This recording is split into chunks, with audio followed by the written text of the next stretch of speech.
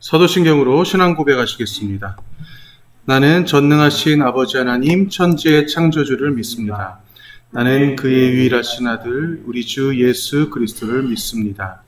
그는 성령으로 잉태되어 동정녀 마리아에게서 나시고 본디오 빌라도에게 고난을 받아 십자가에 못 박혀 죽으시고 장사된 지 사흘 만에 죽은 자 가운데서 다시 살아나셨으며 하늘에 오르시어 전능하신 아버지 하나님 우편에 앉아 계시다가 거기로부터 살아있는 자와 죽은 자를 심판하러 오십니다.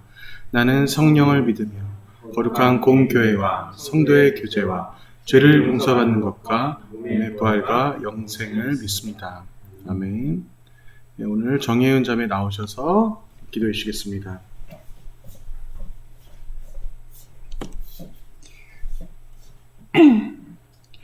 기도하시겠습니다.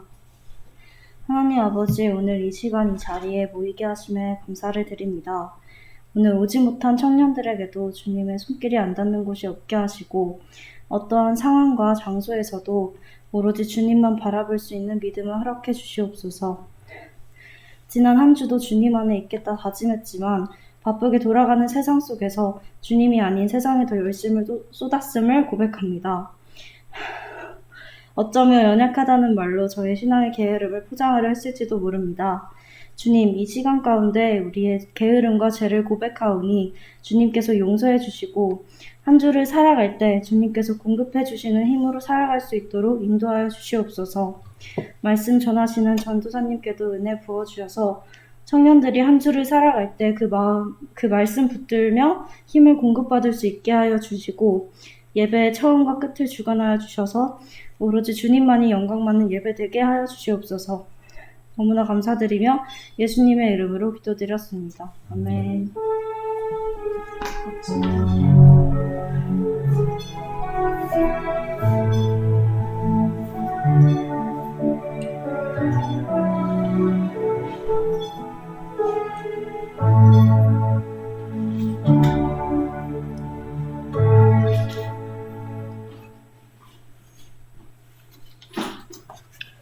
네, 반갑습니다. 오늘 말씀은 특별히 종료주일 절기 말씀으로 준비를 했어요. 그래서 요한복음 18장 28절에서 40절까지의 말씀입니다. 예수님을 죽인 사람들. 원래는 예수님을 죽인 세 사람이 원죄입니다. 예수님을 죽인 세 사람이 원죄인데 조금 바꿔봤어요. 왜냐하면 앞선 그 설교를 너무 똑같이 따라하는 것 같아서 예수님을 죽인 세 사람이라는 설교를 지지난주에 제가 또 주등부에서 했어요. 왜냐하면 요즘에 제가 설교를 어떻게 하고 있냐면 사역자가 코로나 때문에 못 나오면 땜빵하고 못 나오면 땜빵하고 제가 지금 몇 주를 계속 그렇게 했던 것 같아요.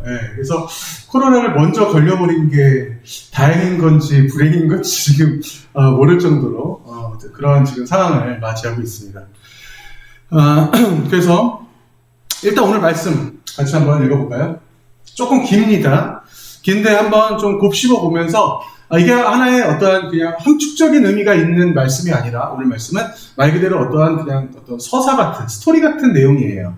그렇기 때문에 그 내용 그대로 그냥 직역해서 우리가 받아들이면 되는 내용입니다. 자, 교독하면서 읽겠습니다. 그들이 예수를 가야바에게서 관정으로 끌고 가니 새벽이라. 그들은 더럽힘을 받지 아니하고 유월절 잔치를 먹고자 하여 관정에 들어가지 아니하더라. 그러므로 빌라도가 밖으로 나가서 그들에게 말하되 너희가 무슨 일로 이 사람을 고발하느냐. 대답하여 이르되 이 사람이 행악자가 아니었더라면 우리가 당신에게 넘기지 아니하였겠나이다. 빌라도가 이르되 너희가 그를 데려다가 너희 법대로 재판하라. 유대인들이 이르되 우리에게 사람을 죽이는 권한이 없나이다. 이는 예수께서 자기가 어떠한 죽음으로 죽을 것을 가리켜 하신 말씀을 응하게 하려 함이로라. 이에 빌라도가 다시 관정에 들어가 예수를 불러 이르되 내가 유대인의 왕이냐. 예수께서 대답하시되 이는 내가 스스로 하는 말이냐 다른 사람들이 나에 대하여 내게 한 말이냐. 네, 계속. 빌라도가 대답하되 내가 유대인이냐. 내 나라 사람과 대제사장들이 너를 내게 넘겼으니 내가 무엇을 하느냐. 예수께서 대답하시되 내 나라는 이 세상에 속한 것이 아니니라. 만일 내 나라가 이 세상에 속한 것이었다면 내 종들이 싸워 나로 유대인들에게 넘겨지지 않게 하였으리라. 이제 내 나라는 여기에 속한 것이 아니니라. 빌라도가 이르되 그러면 내가 왕이 아니냐? 예수께서 대답하시되 내 말과 같이 내가 왕입니다. 내가 이를 위하여 태어났으며 이를 위하여 세상에 왔나니 곧 진리에 대하여 증언하려 함이니라.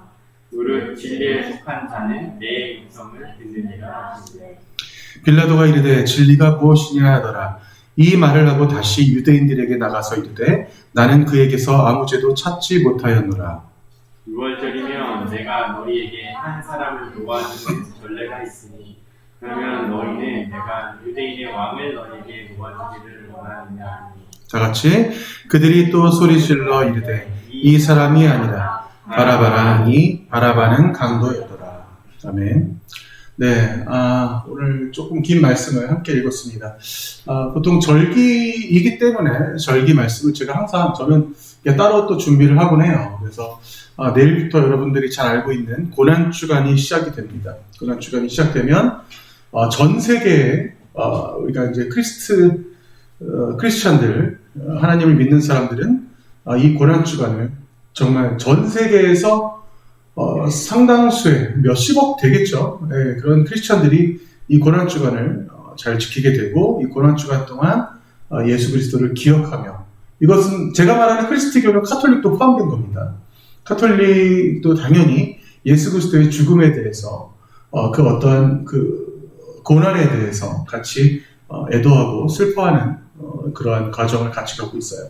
그러다가 이제 다음 주 주일날은 이제 부활절이 되겠죠. 하지만 이 한 주간만은 우리가 그래도 좀 의미 있게 지냈으면 좋겠다라는 그런 생각을 합니다. 이 예배를 집에서 영상으로 함께하는 우리 승용이 아픈 승용이 많이 아픈가 모르겠어요. 네, 승용이 우리 홍유리 자매 다 같이 이 예배에 동참할 수 있기를 소원합니다. 자, 다 같이 손 흔들어 주세요. 네, 카메라는 여기에 있어요. 네, 거기 안 보입니다. 네, 그래서 진짜 흔들 줄 알았어. 자, 오늘 말씀 잠깐 볼게요. 요한복음 18장 오늘 28절부터 읽었는데 그 전에 말씀 몇 개를 잠깐 보겠습니다. 자, 여기에 지금 등장하는 인물들이 나와요. 제가 제 이제 설교를 이제 여러분들이 이제 들으시다 보면 아시겠지만 어떤 말씀을 우리가 딱 만났을 때 우리가 이거를 느껴야 돼. 이 시대가 어느 시대지? 지금 이 말씀이 지금 왜 쓰여졌지? 이 저자가 어떤 의도로 이 성경을 썼지? 약간의 요 정도만큼은 조금 우리가 좀 생각하고 성경을 읽자라는 어떠한 그런 의도를 제가 항상 가지고 있습니다. 자, 지금 이 몇 구절만 보면은 우리가 사실 조금만 우리가 이제 연구하고 공부하면 지금 이런 시대구나 정도로 우리가 알 수가 있어요. 근데 지금 여기에 지금 보세요. 안나스라는 사람이 나와요. 요한복음 18장 24절. 우리가 오늘 읽은 말씀은 요한복음 18장 28절부터 있어요. 자, 저는 개인적으로 사복음서를 본문으로 해서 말씀 전하는 것을 굉장히 좋아해요. 왜냐하면 사복음서를 본문으로 해서 말씀을 전하다 보면 제 스스로가 제가 더 많이 은혜가 되기 때문에 예수님이 등장하는 그 성경 본문은 너무나 큰 은혜가 돼요, 사실. 네, 그렇기 때문에 여러분들이 같이 이 말씀 가운데 함께 빠져들 수 있기를 소원합니다. 자, 안나스가 나오고 그 다음에 가야바가 나와요. 자, 잘 보세요. 자, 중고등부 그 교사들은 이 두 사람이 누군지 사실을 알아야 돼. 네, 알아야 돼요. 제가 엄청 강조해서 얘기를 했었기 때문에. 자, 안나스가 예수를 아주 생소로운 얼굴 표정으로 지금 쳐다보고 있어요, 우리 중고등부 교사들. 자, 안나스가 예수를 결박한 그대로 대제사장 가야바에게 보내니라. 자, 우리가 이 한 구절만 읽었을 때 일단 대제사장은 누군지 알겠죠? 그죠? 대제사장 누구예요? 그치, 가야바예요. 그러면 안나스는 누굴까? 자, 다른 구절 한번 봅시다. 누가복음 3장 2절을 잠깐 참조할게요. 안나스와 가야바가 대제사장으로 있을 때 이번엔 대제사장은 누구예요? 안나스와 가야바예요. 둘 다 대제사장이 되네. 하나님의 말씀이 빈들에서 사가랴의 아들 요한에게 임한지라. 자, 이게 지금 기가 막힌 말씀. 사실 내가 누가복음 3장 2절만으로도 30분 설교를 할 게 많아. 이거 지금 너무나 중요한 장면이에요. 지금 별거 아닌 것 같죠? 사가랴의 아들 요한에게 임한 지가 지금 이 한 구절이 여러분 성경에서 굉장히 깊은 함축적인 의미를 담당하고 있어요. 이거 제가 조금 나중에 설명할게요. 이거 정말 왜냐면 되게 재밌는 부분인데 나중에 설명드릴게요. 어쨌거나 지금 오늘 누가복음 3장 2절 이 부분 지금 사가랴에서 아들 요한, 여기서 말하는 아들 요한은 사도 요한 아니에요. 세례 요한이에요. 세례 요한이 지금 낳을 때는 누가 낳을 때랑 비슷해요? 예수 그리스도가 탄생할 때랑 비슷해요. 그럼 지금 예수 그리스도가 지금 오늘 고난 받는다고 쳤을 때, 오늘 지금 종료주일이라고 쳤을 때 예수님이 지금 태어난 지 33년 전 얘기입니다. 그러면 예수님이 예수님이 고난받기 전, 예수님이 막 태어날 때부터 시작해서 예수님이 고난받는 33살 때까지 안나스와 가야바가 계속 어떠한 대제사장 자리에 있었다는 걸 지금 시대적으로 알 수가 있어요. 이 사람들은 대제사장이구나. 대충 여기까지 알았어요. 자, 사도행전 4장 6절. 자, 사도행전은 언제 쪽이에요? 사도행전은 예수 그리스도가 고난받고 십자가에 못 박히고 죽은 다음에 3일 만에 부활해서 40일째 부활 설천한 이후의 사건들이에요. 그 이후의 사건들이 사도행전이에요. 근데 사도행전의 4장 6절에 안나스와 가야바 또 나와. 어떻게 나오나 봅시다. 안나스와 가야바 어떻게 나오냐? 요한과 알렉산더 및 누구들 다 참여하여 하면서 자, 지금 안나스와 가야바가 대제사장들인데 어떻게 하고 있는지 잘 보세요. 사도들을 가운데 세우고 물었어요. 그래서 너희가 무슨 권세와 누구의 이름으로 이 일을 행하였느냐라고 물어봐요. 자, 이게 무슨 장면이냐면 사도들이 지금 어떤 일을 행했어. 뿅 하고 행했는데 도저히 사람이 할 수 없는 일이었던 건가 봐. 아무래도 어떤 기적 같은 건가 봐. 그런데 그런 것을 보고 나서 그 눈으로 똑똑히 지켜봤던 거죠. 그래서 안나스가 가야바가 사도들을 불렀어요. 얘들아, 너네들 도대체 어떻게 했길래 지금 그런 짓을 할 수가 있었니? 물어보는 거예요. 자, 그러면서 나중에 대화 중에 그들에게 뭐를 했어요? 경고를 했어요. 너네 다 알겠는데 너네가 지금 한 행위를 예수 그리스도의 이름으로 했다라고 어디 가서 제발 얘기하지 마. 예수 그리스도를 끝까지 지우려고 하고 있습니다. 누가? 대제사장 안나스와 가야바가. 그렇다면 안나스와 가야바는 과연 어떤 사이일까요? 안나스와 대제사장 가야바는 어떤 사이일까요? 혹시 아는 사람? 오케이, 맞습니다. 자, 먼저 안나스에게를 끌고 가니 안나스는 그의 대제사장 가야바의 뭐라고? 장인이라고 나오죠. 둘이 어떤 관계예요? 바로 사위와 사돈어른 관계예요. 자, 제가 지금 이걸 강조해서 얘기하는 이유가 있어요. 자, 이거를 강조해서 성경에 나온 이유가 있어요. 제가 얘기한 게 아니고 성경에 나온 이유가 있습니다. 지금 안나스와 가야바를 지금 싸잡아서 성경에서 지금 나오는 이유가 있는데 이때 당시에 이 성경을 썼던 요한, 누가 다 마찬가지였어요. 그때 그 시대는 그런 시절이었어라는 것을 얘기해 주기 위한 거예요. 어떤 시절이에요? 바로 대제사장 직급이 세습되던 시절이었어요. 그거를 얘기해 주기 위한 거예요, 지금. 썩디 썩어서 아주 문드러진 그런 상황이었어요. 자, 이런 일들이 이 이후에 있었어요, 없었어요? 또 있었을까, 없었을까? 허다하게 있었죠. 언제까지? 바로 지금까지. 기독교도 똑같아요. 카톨릭만 이런 거 아니잖아요. 그죠? 여러분, 제가 사실은 얼마 전에, 며칠 전에 제가 이제 지금, 목회학 과정, 공부하고 있는 데에서 얼마 전에 제가 발표를 한 수업이 하나 있었어요. 굉장히 재밌었어요. 그 수업을 제가 어떤 수업이었냐면, 카톨릭 사제가 쓴 논문을 발표하는 일이었어요. 카톨릭 사제가 쓴 논문을 발표하는 일이었는데 제목이 뭐였냐면 독신법, 사제들의 독신법과 서인권에 관련된 제가 내용을 발표를 한 적이 있었습니다. 근데 제가 그 논문을 읽고 정말 흥미로웠던 게 뭐였냐면 여러분 지금 카톨릭 신부들이 다 독신으로 살잖아요. 그죠? 그들은 그 대신 술, 담배 다 해요. 신부님 돈 벌어서 뭐예요? 술, 담배 하지. 이렇게 얘기해요. 돈 벌어서, 집도 주고, 차도 주고, 성당에서 다 주는데, 돈 벌어서 뭐 하세요? 다 술 먹어. 이렇게 얘기하더라고요. 왜냐면, 굉장히 좀 재밌는 신부님이 한 분 계신데, 제가 카톨릭에 대한 역사를 같이 제가 공부를 해야 되다 보니까, 제가 이제 유튜브를 통해서 어떤 신부님들의 그런 방송을 제가 가끔 들어요. 굉장히 재밌어요. 듣다 보면. 근데 제가 이거는 뭐 그렇다 치고, 근데 그 독신법이 왜 생겼냐면 다 자르고 다 짧게 얘기해서 뭐였냐면 이거랑 똑같은 문제였어요. 그때 당시에는 여러분 봉건주의 시대여서 자 어떤 상황이에요? 영주가 내 밑에 있는 사람들에게 예를 들어서 땅을 줘. 그럼 내가 땅을 받은 사람은 영주에게 어떻게 해요? 복종을 하는 시대예요. 땅을 주고 복종하고 땅을 주고 복종하고 이게 하나의 어떤 시스템이었던 거예요. 근데 그때 당시에 영주가 아니 황제가 교황을 선임하던 시대였어요. 그때 당시에 중세시대. 그 영주가 사제, 주교와 신부를 선임하던 시대였어요. 그럼 이 사람들은 뭐를 줘야 돼? 영주에게 잘 선임을 해줬으니까 내가 선임해 이 사람들은 영주에게 뭘 해줘야 돼? 복종을 해야 되는 복종을. 예, 이런 시대가 있었어요. 근데 이게 어떻게 돼요? 땅도 받고 서인권도 받고. 서인권이 뭐냐면 사제로서 임명받는 거예요. 받다 보니까 자꾸 내가 받다 보니까 내가 점점 더 재산이 늘어나. 이거 어떻게 하고 싶어? 아들 주고 싶은 거예요. 1200년, 1300년대까지 신부들은 다 결혼했었습니다, 여러분. 1200, 300년대에 다 결혼했어요. 심지어 결혼하지 말라고 법으로 제정하고 막 난리를 치고 계속 매년 법으로 제정했어요. 그게 안 이루어지니까. 신부들이 자꾸 결혼을 해. 그러니까 그게 잘 안 되니까. 근데 그게 쉬운 일이겠어? 얼마나 자기 아내, 얼마나 내가 사랑하는 여인, 얼마나 그것도 그들에게 큰 일이에요. 근데 문제는 거기까지 좋아. 여인을 사랑하고 아내를 삼는 건 좋은데, 이 자기가 가진 재산과 땅과 그리고 또 하나 뭐야? 바로 사제권을 자꾸 대물림해 주고 싶었던 거예요.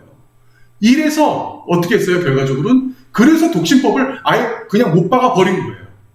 그런데도 불구하고 1700년대에 아들을 8명 낳는 교황이 나타나요. 예. 그 사람도 결과적으로 자기 큰아들에게 자기 바로 교황 밑에 있는 추기경권을 또 줘. 이런 말도 안 되는 짓을 합니다. 인간들은 결과적으로 이런 부분에서 결과적으로 어떤 돈, 그죠? 권력, 이런 것들을 계속 세습하고 싶은 어떤 그런 악의 모습이지만 그런 것들을 계속 이뤄주고 싶어요. 왜? 거기에 뭐가 달려있어? 바로 그 돈이 달려있는 거야. 물질이 달려있는 거야. 결과적으로 독신제도라는 게 하나님을 거룩하게 내가 조용히 어떤 사심도 갖지 않고 믿기 위한 법이 아니었어. 알고 봤더니 세습을 막기 위한 법이었던 거예요. 예, 그게 인간의 가장 참 원초적인 모습이라고 참 볼 수가 있는 겁니다.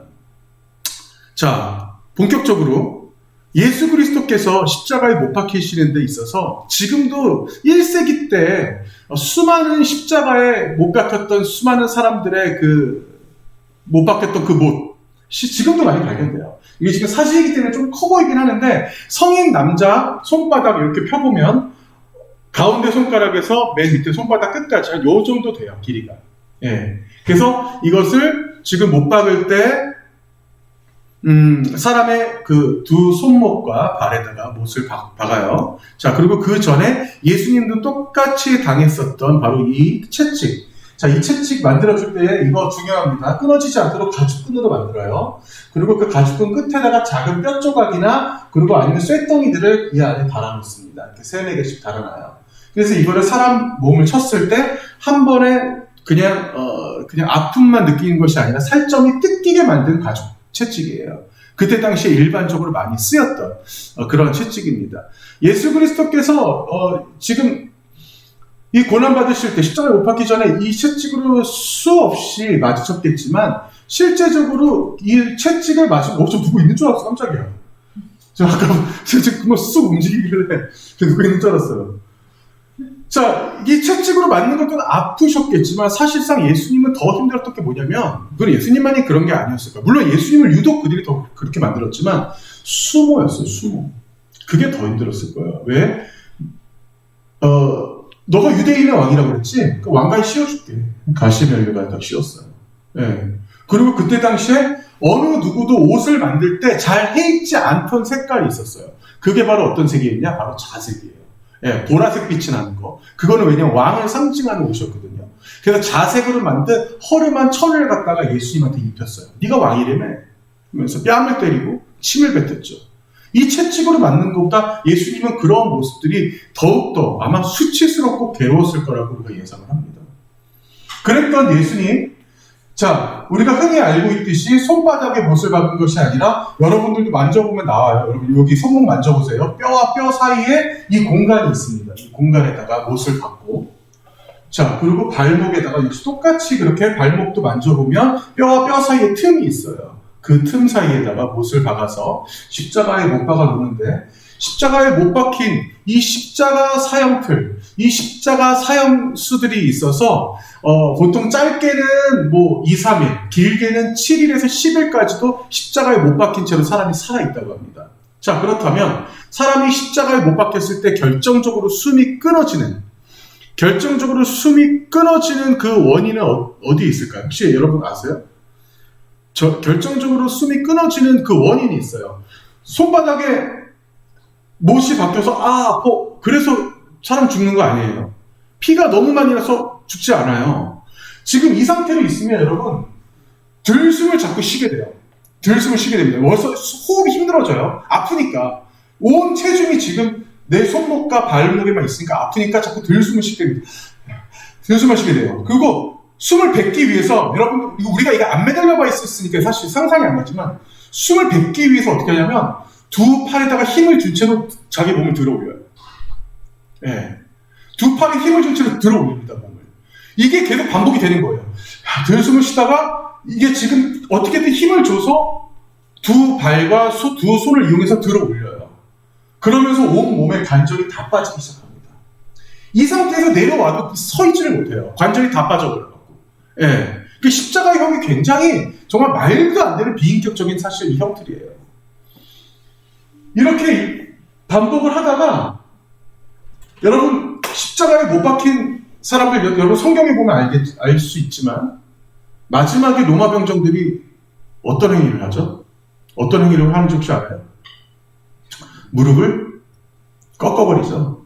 무릎을 꺾어버린 장면이 나와요. 성경에. 예수님 양 옆에 있던 강도들 알죠? 강도들 다 꺾었어요. 네, 근데 예수님은 안 꺾었어. 예수님은 안 꺾었는데 안 꺾은 이유가 이미 숨이 끊어졌다고 생각했기 때문에 안 꺾었는데 근데 그 장면이 바로 구약시대 시편이나 여러 가지 예언서들을 통해서 예수님은 뼈가 하나도 상하지 않을 것이다라고 하는 그 예언이 있어요. 네. 그래서 참 그 세밀한 것까지도 구약시대에 예언이 있다는 게 참 신기한데 어쨌거나 그럼 무릎을 굳이 왜 꺾을까? 마지막 죽이기 위해서 무릎을 꺾는다고 사람이 죽을까? 이게 되게 잔인한 거지만 여러분 무릎을 꺾어진다고 아니 정강이 뼈를 꺾어버린다고 부러뜨린다고 사람이 죽진 않아요. 그냥 아프지. 자, 이거 굉장히 잔인한 건데 뼈를 꺾어버린 이유가 있습니다. 그 왜 꺾냐면 아까 말씀드렸죠. 들숨을 쉬다가 내가 숨을 뱉기 위해서 올린다고 했죠. 올릴 때 무릎에 힘을 줘서 올려요. 올리지 못하게 하려고 꺾어버리는 거예요. 숨 못 쉬게 하려고. 올리지 못하는 순간 숨은 들이마시는데 뱉지를 못해서 결과적으로는 십자가에 처형되는 사람들이 90% 이상이 전부 다 질식사로 죽어요. 다른 데가 아파서 죽는 게 아니라 피가 많이 나서 죽는 게 아니라 다 질식사로 죽게 됩니다. 굉장히 잔인하죠. 예. 자, 이러한 십자가의 처형을 예수님이 받을 수밖에 없었을까? 우리가 사실 근본적인 질문을 한번 던져보는 거예요. 예수님이 십자가의 처형까지나 받아야 됐을까? 여러분 그때 당시에 이스라엘은요 로마에 앞져 있었어요. 로마에 앞져 있었기 때문에 그들이 누군가 사람 하나 죽이는 것도 로마의 허락을 받아야 했습니다. 로마에 그냥 허락받는 수준이 아니야. 로마의 황제는 당시에 어떤 사람이었어요? 당시에 그냥 왕 수준이 아니라 바로 하나님, 신과 같은 존재라고 여겼어요. 당시에 로마의 황제는. 그 수준에서 그 사람들의 그 권력을 가지고 있는 그 사람들이었습니다. 그 사람들에게 누군가 어떤 처벌을 받기 위해서는 반드시 허락을 받아야 했어요. 바로 오늘 성경에서 읽은 장면, 바로 그 장면이었어요.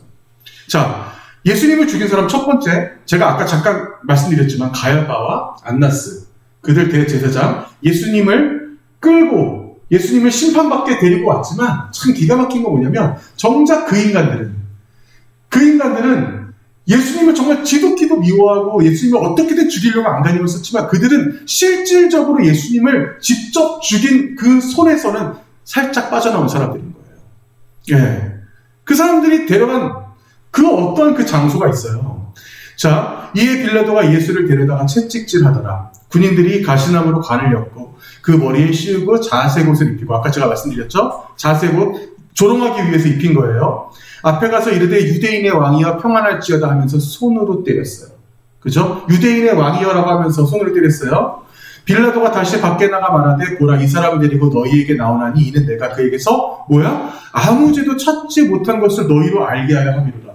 자, 지금 빌라도조차도 예수님이 무슨 죄를 지었는지 잘 모르겠다. 때. 그리고 여러분, 예수님 십자가에 못 박힐 때 예수님 머리 위에다가 뭐라고 썼다고? 이렇게? 유대인의 왕이라고 썼죠. 이것도 사실 사연이 있어요. 그 왜 그러냐면 로마의 압제에 있는 그때 이스라엘이 너무나 그 힘든 가운데 있었는데 내가 이스라엘을 구하겠다라고 하는, 예를 들어서 이런 거야. 야, 내가 메시아야. 야, 내가 그리스도야. 야, 나만 따라와. 뭐 이런 사람들 있죠. 어떻게 보면 약간 영웅심 있는 사람들, 약간 좀 허경영 같은 사람들, 좀 허세도 있고 이런 사람들, 실제로 그 사람들이 자기 이마에다가 유대인의 왕이라고 써붙이고 돌아다녔어요. 1세기 때.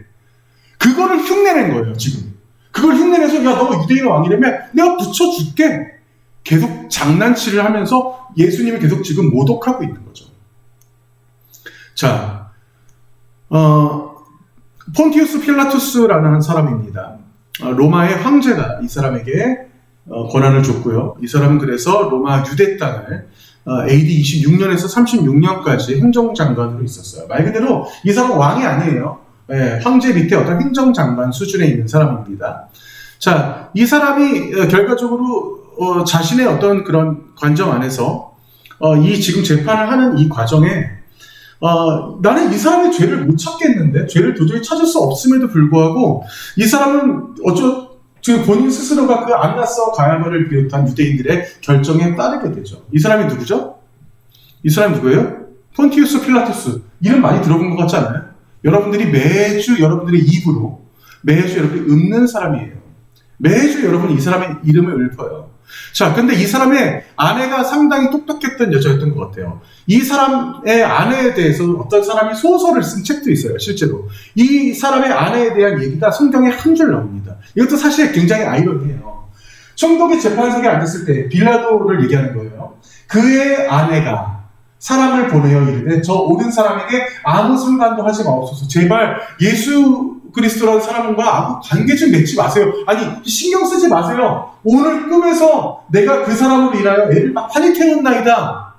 지금 꿈을 꿨어, 그녀가. 이게 기가 막힌 어떠한 좀 신기가 있는 여자였던 것 같아요. 예. 근데 이 여인이 지금 어떤 상황이에요? 지금 자신이 꿈을 꿨는데 뭔가 괴로웠어요. 근데 그 괴로움이 뭐예요? 지금 이 소설 이거 앞표지예요, 여러분. 근데 그 괴로움이 뭐예요? 우리가 매일 읽는 이 사도신경. 이 본디오 빌라도, 폰티우스 필라투스, 이 본디오 빌라도는 전 세계 사람들에게 매주 주일마다 이렇게 그 때문에 예수 그리스도가 십자가에 못 박혀 죽었다고 한을 듣는, 그냥 타박을 듣는 그러한 인생이 될 수밖에 없는 인간이었어요. 예수님을 죽인 결정을 한 사람 첫 번째, 바로 본디오 빌라도를 얘기하는 겁니다. 근데 이 사람은 어떻게 보면 정말 어리석은 사람이었어요. 이 사람은 이렇게 예수님을 못 받고 나서 결과적으로 자기 인생 굉장히, 이 사람도 똑같아요. 로마로 돌아가서 괴로워하다가 자신의 행정장관이 문이 다 내려놨어요. 아까 제가 이 사람 이력 보여줬죠? 이력. 자, 겨우 10년이 있었어요. 겨우 10년. 그 사이에 예수 그리스도를 죽이는 일이 일어난 거예요.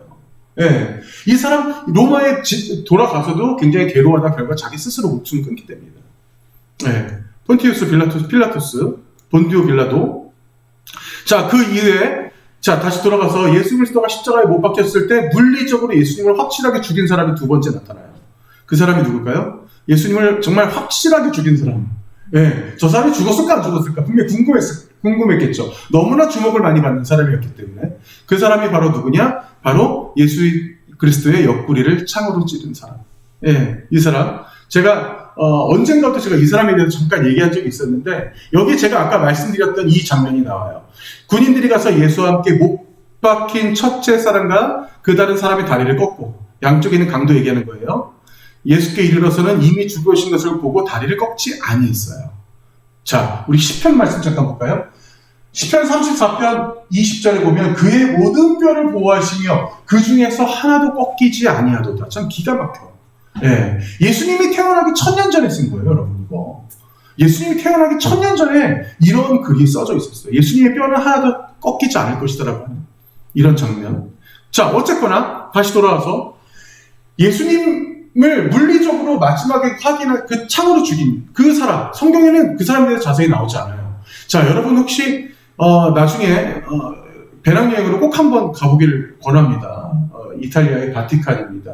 이탈리아의 바티칸. 여러분 지금 이 바티칸에 보면은 바티칸이란 나라가 전 세계에서 가장 작은 나라 중에 하나예요. 바티칸이란 나라가 얼마나냐면 요만해요. 여러분이 눈으로 보기 요만한 이 나라가 이 나라 전체 다예요.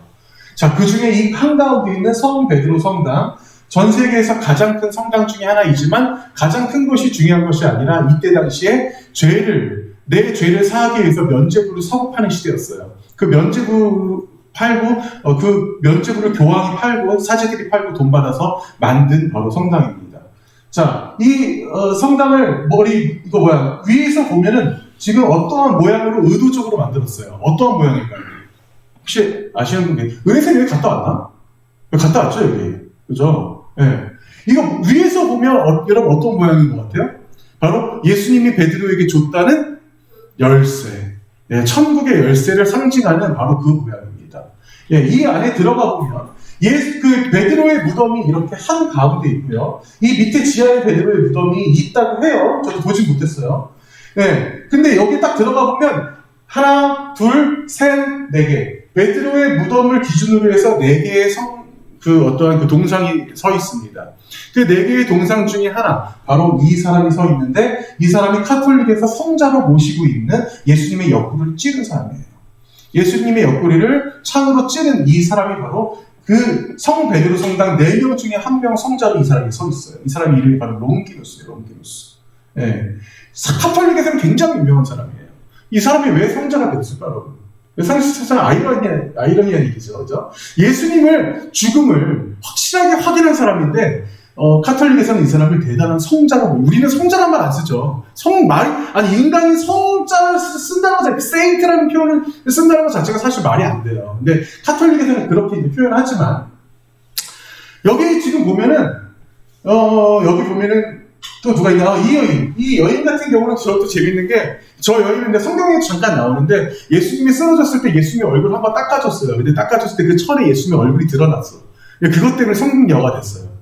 좀 모르겠어요. 이게 우리랑 좀 사고방식이랑 좀 정서가 안 맞긴 한데, 어쨌든 근데 이 사람 같은 경우도 여기에 지금 4명 중에 성자가 1명이 된 이 longinus. 이 사람은 예수님 찌르자마자 그때 당시에 저는 참 그래요. 그때 당시에 그 현장에 있었던 사람들은 엄청난 일을 아마 겪었을 거예요. 하늘이 어두워지면서 갑자기 지성소 안에 있는 여러분 양쪽에서 소 2마리 말 2마리가 양쪽으로 이게 휘장이라고 쳤을 때 양쪽에서 동물들이 끌어도 끌어지지 않는 휘장이 한 번에 찢어져 버립니다. 지성소가 찢어져 버리는 거예요. 지금 우리 여러분들 우리 1층 본당에 내려가 보면 알겠지만 우리 목사님이 계신 공간이 옛날에는 이렇게 휘장으로 가려져 있었다고 생각하시면 되는 거예요. 그게 예수님이 완전히 숨이 끊어졌을 때 그게 갈라지는 사건이 일어나요. 자, 그것을 롱기누스가 보고 이 사람이 스스로 무섭고 두려움을 느꼈어요. 지금은 여러분 어르신들 꼭 하는 수술 있죠. 반드시 하는 수술이 있어요. 이거는 수술 같지도 않아, 아프지도 않대. 그게 바로 백내장 수술이에요. 근데 옛날에 여러분 백내장 있으면 눈이 안 보였어요. 눈이 나중에 실명될 때까지 못 고쳤어요. 이 사람이 그런 사람이었어요. 백내장이 있었어요. 백내장이 있었는데 예수 그리스도를 찌르면서, 물론 이거는 성경에 안 나와요. 이들의 전승에 외경에 나와요. 니고데모 전서. 여러분 니고데모 전서 들어봤어요? 안 들어봤어요? 안 들어봤죠? 예, 그 외경에 나와요. 외경에 나오는데 외경이 근데 좀 거짓말들이 많아서 굳이 알 필요는 없는데 그렇다더라라고 알면 돼요. 이 사람이 찌르는 순간 예수님 피가 튀겨서 눈에 쏙 들어갔는데 그게 백내장이 싹 나왔어요. 예, 그런 사람이에요, 이 사람이.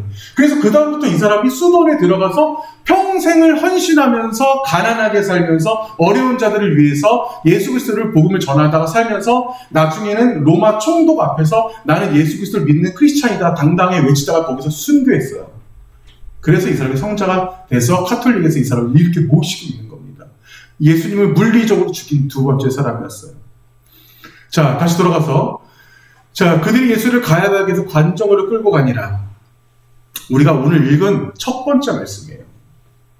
자, 예수님을 죽인 3번째 사람을 얘기하기 위한 겁니다. 자, 예수님을 죽인 3번째 사람은 어떤 사람이냐면요, 아주 극악무도하고요, 자신의 죄에 대해서 스스로 온전하게 회개하지 못하는 사람이에요. 자, 이 말씀 다시 한번 볼게요. 그들이 예수를 가야바에 가서 관정으로 끌고 가니 새벽이라 그들은 더럽힘을 받지 아니하고 유월절 잔치를 먹고자 하여. 자, 여러분 성경을 읽을 때 지금 우리가 오늘 읽었던 첫 번째 말씀이에요. 성경을 읽을 때 이거 한 구절만 하더라도 여러분 여기 굉장히 많은 게 담겨 있어요. 보세요. 그들이 예수를 누가 예수를 끌고 갔어요? 아까 맨 처음에 제가 소개했던 사람 안나스와 가야바. 자, 예수를 가야바에게서 관정으로 끌고 가니, 자, 예수를 관정으로 끌고 가는 새벽이었어요. 그런데 그 관정이 어디냐면 바로 그 관정 안에 아까 누가 살아요? 우리가 사도신경에서 우리가 매일 그 사람의 이름을 말하는 본디오 빌라도가 살아요. 본디오 빌라도가 그 안에 있는데 그들이 이게 무슨 말일까? 더럽힘을 받지 아니하려고 하여 관정에 들어가지 아니하였대. 그러면 관정에 들어간다는 것은 무슨 말이야? 곧 더럽혀진단 말이죠. 본디오 빌라도가 있는 곳은 왜 더러울까? 왜 더러울까요?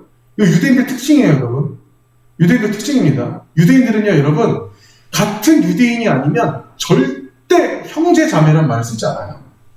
굉장히 자존심이 강한 인간들이에요, 유대인들은. 이들은 구약 율법이 너무나 견고해지다 못해 지금 이제 이런 상황까지 왔다고 우리들이 이제 추정을 해요. 그 관정은 누가 있어요? 바로 자신들에게 있어서 유대 땅을 다스리는 행정장관이지만 아무리 행정장관일지라도 유대인들이 봤을 때는 그 사람 누구야? 이방인인 거예요. 이방인의 땅 안에 그 사람 살고 있는 그 안에 들어가는 순간 내가 어떻게 된다? 거룩해지지 않는다. 내가 더럽혀진다고 생각했던 거예요. 그리고 하필 지금 6월절 잔치를 앞두고 있었기 때문에 6월절 잔치 때 밥을 먹어야 돼요. 맛있는 음식 먹어야 된단 말이야. 지금 우리가 추석 명절만 되면 어떤 맛있는 음식을 기다리는 우리 아들 같은 사람 있잖아요. 네. 막 이렇게 이 음식을 막 기다려주는 그런 인간들이었던 거야. 그래서 나는, 저 본디오 빌라도 저 관정이 절대 안 들어가. 예수님만 들이밀어. 예수님만 툭툭 들이밀어버리는 거야. 근데 여러분, 여기에 얼마나 근데 큰 아이러니가 있는 줄 아세요? 여기에 왜 아이러니가 있냐면요. 우리가 지금 이 한 말씀을 보면서 우리가 뭘 기억해야 되냐면, 여러분, 6월절이에요. 6월절 영어로 뭐예요? 6월절 영어로 혹시 뭔지 아는 사람? 6월절 영어로 넘어가다라고 얘기합니다. 패스오버. 여러분, 출애굽기에서 보면 여러분 몇 번째 재앙? 바로 10번째 재앙. 10번째 재앙이 뭐였어요? 바로 장자가 죽임을 당한 사건이에요. 장자가 죽임을 당하는 사건에 대해서 이스라엘 백성들이 똑같이 이집트 안에서 같이 살고 있었기 때문에 야, 너네들은 패스오버 돼야 될 거 아니야. 너네들 아들 장자들까지 다 죽으면 안 되잖아. 너네들 패스오버 되기 위해서 어떻게 해? 바로 어린 양의 피를 받아다가 문설주에 발라줘라. 이렇게 하면 된 거죠. 그랬더니 어떻게 됐어요? 이스라엘 백성들은 그 말을 듣고 정말 양의 피를 발라다가 문설주에 발라줬더니 아들들이 안 죽고 이집트에 관련된 동물, 사람이니 뭐니 다 첫 번째 그 자녀니 그 동물들 다 죽어버렸어. 그 날을 기념하기 위해서 만든 것이 바로 6월절인데 여러분 지금 6월절 잘 보세요. 6월절 문설주에 피를 발라서 우리가 살았어. 누군가의 피 때문에 우리가 살았어. 어린 양의 피를 발라서 우리가 살았어. 어린 양이 나 때문에 죽었어. 누구예요 지금? 예수 그리스도를 기가 막히게 상징하고 있는 절기예요. 여러분 이게 얼마나 아이러니해요. 예수님을 정말 정확하게 상징하는 바로 6월절 그날. 그 날을 기념하기 위해서 예수님을 팔아넘긴 거야. 제발 죽으라고. 관정에 들어가서 사형 선고 받으라고 예수님을 거기다 들이밀어버린 거야. 근데 그날이 어떤 날이에요? 바로 예수님을 기념하는 날인 거예요. 이게 너무나 큰 아이러니인 겁니다. 제가 근데 여러분 이 말씀을 이렇게 강조하는 이유가 있어요. 자, 우리의 삶으로 돌아와서 우리는 늘 거룩한 척, 우리는 늘 내가 크리스찬인 척, 우리는 어디서나 우리가 무엇을 하든 간에 내가 예수 그리스도를 내가 믿고 있습니다. 제가 예수 그리스도를 신뢰합니다. 제가 주일날 절대 제가 주님만 바로 섬기겠습니다. 주일날 주일 성수 잘하고 있으면서 우리 스스로는 천국 갈 수 있는 척, 나 스스로는 거룩한 척, 더럽힘을 받지 않으려고 하지만 내가 진정 예수 그리스도를 팔아넘긴 자는 아닌가라는 것에 대해서 우리가 생각할 필요가 있는 거예요. 예수님을 진짜 죽인 그 세 번째 사람이 누구예요? 바로 나예요. 예수님을 죽인 그 세 번째 사람이 바로 나라는 겁니다. 예수님을 죽일 수밖에 없었던 나라는 게 여러분 근데 실감이 가세요 정말? 우리는 이 부분에 대해서 우리는 스스로를 잘 생각해 볼 필요가 있어요. 우리는 어쩌면 너무나 큰 착각 속에 있을 수도 있어요. 예수님의 저런 고통스러운 죽음이 어쩌면 우리가 저걸 믿는 것 자체가 때로는 기적일 수도 있어. 하지만 전 세계 수십억의 사람들이 그 회개하면서 눈물로 나오는 것은 그들이 학습되어서가 아닙니다. 진정 예수님의 고난과 그분의 심정을 내가 몸소 느끼며 가슴 아픈 신자들이기 때문인 거예요. 어떤 사람이건 간에 누군가 나를 뜨겁게 사랑하면요, 그게 금방 티가 나요. 예, 누군가가 나를 뜨겁게 사랑하면 그게 금방 티가 납니다. 그걸 알아요, 사람이라는 게. 그 사랑이 전해지는 것을 알아요. 하지만 누군가 나를 정말 뜨겁게 미워해도 알아. 아, 저희가 나 되게 미워하는구나. 네. 우리는 어떠한 그 신화적 센스를 발휘해서라도 목숨까지 내어주신 그분을 생각하면서 기억하면서 살아야 돼요. 제가 며칠 전에 아브라함 설교했었죠? 아브라함 설교하면서 제가 어떻게 말씀드렸어요? 칼을 들고 있는 순간 천사가 나와서 그의 팔을 잡고 말렸어요. 그러면서 하나님의 음성이 들렸죠. 아브라함아, 내가 하물며 내가 너의 독자를 죽이겠느냐? 내가 너의 독자를 죽이겠니? 야, 네가 어떻게 낳은 아들인데 내가 너의 독자 이삭 하나뿐이 아니라 내가 너를 죽이겠어. 근데 하지만 나는 너를 위해서 내 아들을 죽였다. 내가 정말 가슴 아픈 내 아들을 죽일 수밖에 없었던 것은 바로 너희들의 죄를 사해주기 위함인 거야. 라는 그 하나님의 그 심정이 그 안에 담겨 있는 거예요. 우리가 예수 그리스도를 여러분들이 생각했을 때 정말 저는 이 질문들을 우리 스스로에게 한번 해봤으면 좋겠어요. 정말 믿어집니까? 예수 그리스도가 나 때문에 죽었다는 사실 진짜 믿어져요? 제가 아까 잠깐 말씀드렸지만 어쩌면 이것이 믿어지는 게 때로 어쩌면 기적일 수도 있어요. 아니 2000년 전에 일어난 사실들에 대해서 내가 어떻게 이걸 믿어? 이런 사람들이 수없이 많겠죠. 그런데 여러분 살다 보면 그게 또 믿어진다? 이게 믿어지면서 또 그게 또 눈물이 나. 어쩔 때는 그 눈물이 나다 못해 정말 내 스스로가 정말 내 감정을 주체 없을 만큼 눈물이 날 때도 있어요. 저는 때로는 예수 그리스도 이 특히 복음 설교를 제가 준비할 때 저는 언제 정말 눈물이 이렇게 나냐면 이거를 준비하는 그 주중에 운전하다가 그렇게 눈물이 날 때가 있어요. 저는 어쩔 때는 운전하다가 위험할 정도로 막 눈물이 눈앞을 가려서 제가 어떻게 주체를 못할 정도로 진짜 그렇게 운전하면서 갈 때도 참 많이 있었어요.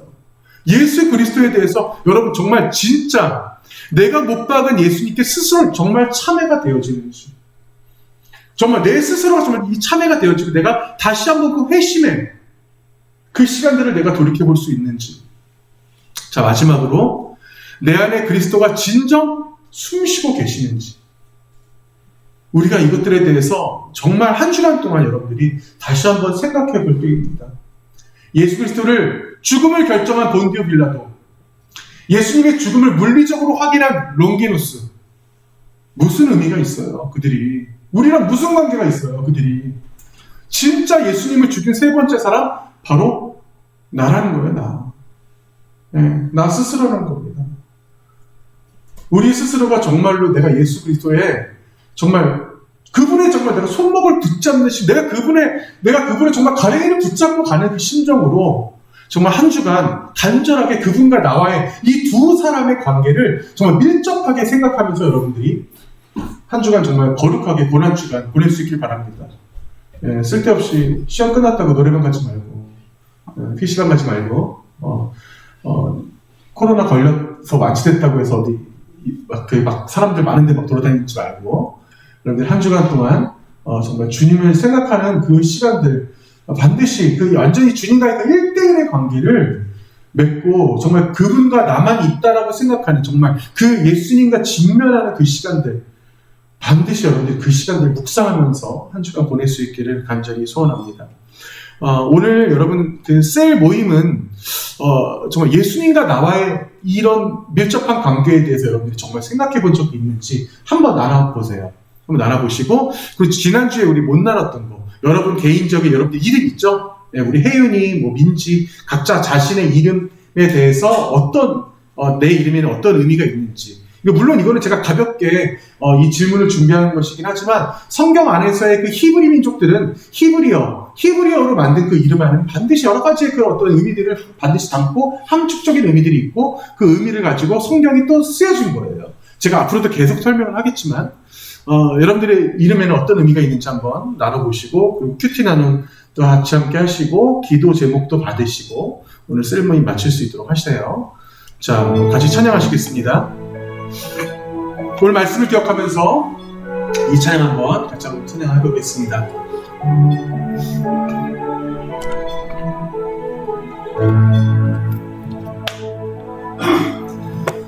내 이 안에서 이제 내 영혼체 죄송해요. 저 다시 할게요. 내가 처음부터 안 했어. 네, 나도 깜짝 놀랐네.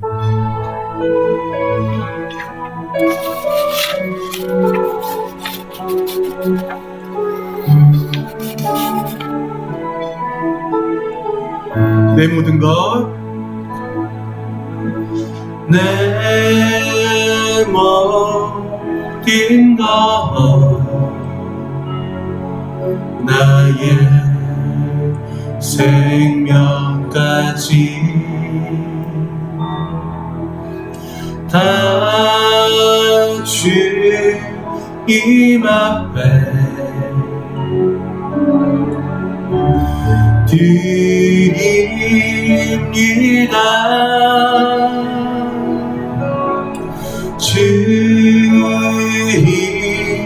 제 안에서 이제 내 영혼 자유해.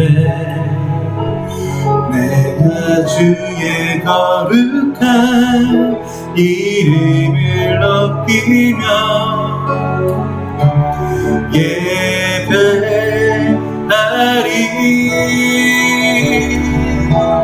어린 양 찬양하리.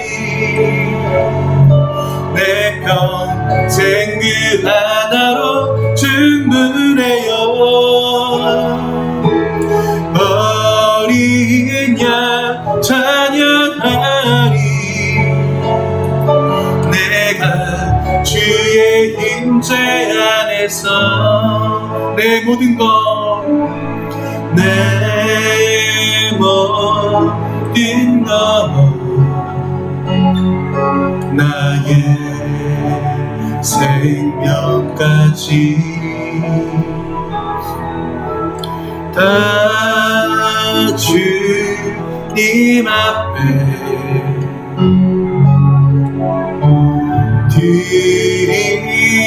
드립니다.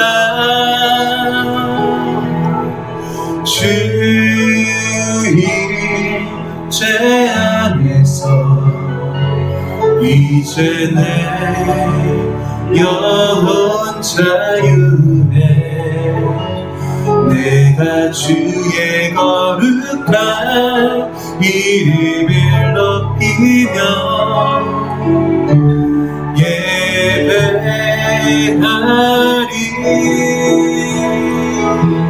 어린 양 찬양하리. 내 평생 그 하나로 충분해요. 어린 양 찬양하리. 내가 주의 임재 안에서 어린 양 찬양하리. 어린 양 찬양하리. 내 평생 그 하나로 충분해요. 어린 양 찬양하리. 내가 주의 임재 안에서. 이 시간 우리 말씀을 생각하면서 기도할 때 주님, 왜 하필 저 때문에 못 박히셨습니까? 왜 하필 저 때문에 십자가에 못 박힐 수밖에 없었던 예수 그리스도의 그 결정이 단지 2000년 전의 결정인 것이 아니라 지금 이 순간 이 땅에 존재하는 나 때문이라는 것에 대해서 우리가 다시 한번 기억할 필요가 있습니다. 정말 그분이 오신 이유가 오로지 그 이유였다면 차라리 내가 태어나지나 말 것을. 내가 뭐라고 나 같은 존재, 정말 너무나 부족하고 쓸모없는 정말 죄인 중에 죄인밖에 될 수 없는 존재지만 주님 감사합니다. 뜨거운 마음으로 말씀 기억하면서 같이 기도하시겠습니다. 하나님 감사합니다.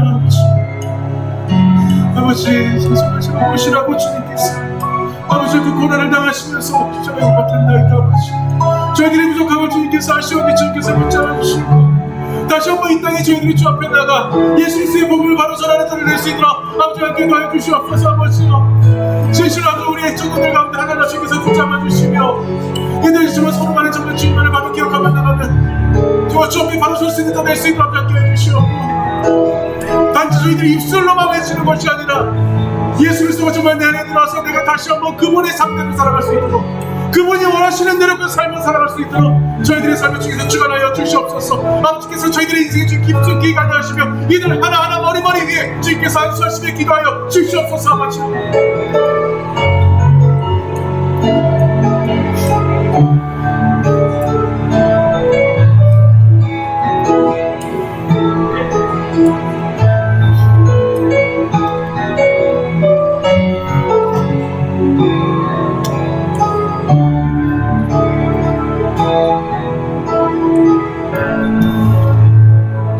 감사합니다. 아버지 때로는 저희들이 주님만을 바로 섬긴다 하면서도 정말 입술만 정말 입만 살아서 저희들이 입술만 외칠 때가 너무나 많이 있습니다. 저희들은 죄인밖에 될 수 없는 존재들입니다. 아버지 오로지 저희 주님의 고난을 바로 생각하면서 나갈 수 있기를 소원합니다. 아버지의 말씀대로 그 실천하며 살아갈 수 있기를 소원합니다. 예수 그리스도의 복음을 바로 전할 수 있는 저희들이 될 수 있기를 소원합니다. 이곳에 모인 우리 청년들을 하나하나 주님께서 기억하여 주시옵고 함께하여 주시옵고 온전히 주 예수 그리스도를 바로 전하며 어디서 누가 무슨 말을 하더라도 나는 크리스찬입니다. 나는 그리스도입니다를 바로 외치며 정말 당당하게 그리스도인으로 살아갈 수 있는 저희들의 인생을 주님께서 주관하여 주시옵소서. 이 고난 주간 한 주간만이 저희들이 주님의 고난을 생각하는 것이 아니라 저희들의 평생 오로지 예수 그리스도가 저희들의 주인이심의 머리 되심을 고백하며 나갈 수 있길 간절히 소원합니다. 이들의 평생을 주님께서 주관하시며 이들이 앞으로 살아가는 모든 가정 속에 예수님께서 직접 하시고 그 어떠한 우리 인생의 우연은 없음을 이들이 고백하며 우리 인생에 어떠한 일들이 일어나더라도 주님의 계획하신 가운데 있었음을 다시 한번 이들이 그것에 감사하며 그 주님의 계획하심을 기뻐하며 살아갈 수 있도록 함께하여 주시옵소서. 이 모든 말씀 예수님의 이름으로 기도합니다. 다 같이 주기도문 하시겠습니다. 하늘에 계신 우리 아버지, 아버지의 이름을 거룩하게 하시며 아버지의 나라가 오게 하시며 아버지의 뜻이 하늘에서와 같이 땅에서도 이루어지게 하소서. 오늘 우리에게 일용할 양식을 주시고 우리가 우리에게 잘못한 사람을 용서하여 준 것 같이 우리 죄를 용서하여 주시고 우리를 시험에 빠지지 않게 하시고 악에서 구하소서. 나라와 권능과 영광이 영원히 아버지의 것입니다. 아멘.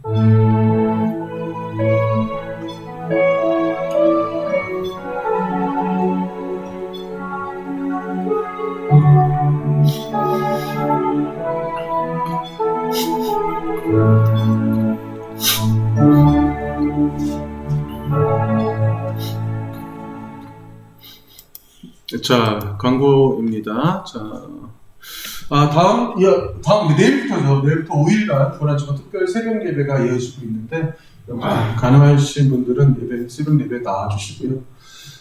그리고 새벽 예배보다 저는 사실 어떻게 보면은 새벽 예배는 참 상징적인 거예요. 근데 진짜 여러분들에게 저는 어떤 권하고 싶은 것이 있다면 일주일에 5일간 한 끼 정도는 금식을 그러니까 5일간 한 끼를 금식하던가 아니면 아예 하루 24시간을 금식을 하시던가 하면서 금식이 아니에요. 그 금식하면서도 주님을 기억하는 그러한 기도 가운데 여러분들이 함께 했으면 좋겠습니다.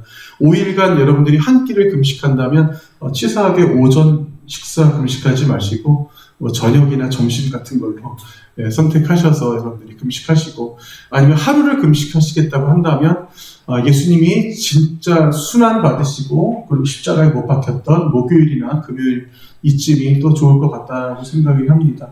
진짜 우리가 한 주간만은, 1년에 한 번이에요. 한 주간만은 예수 그리스도의 고난을 여러분들이 깊이 묵상하면서 함께하는 시간 가실 수 있길 바랍니다.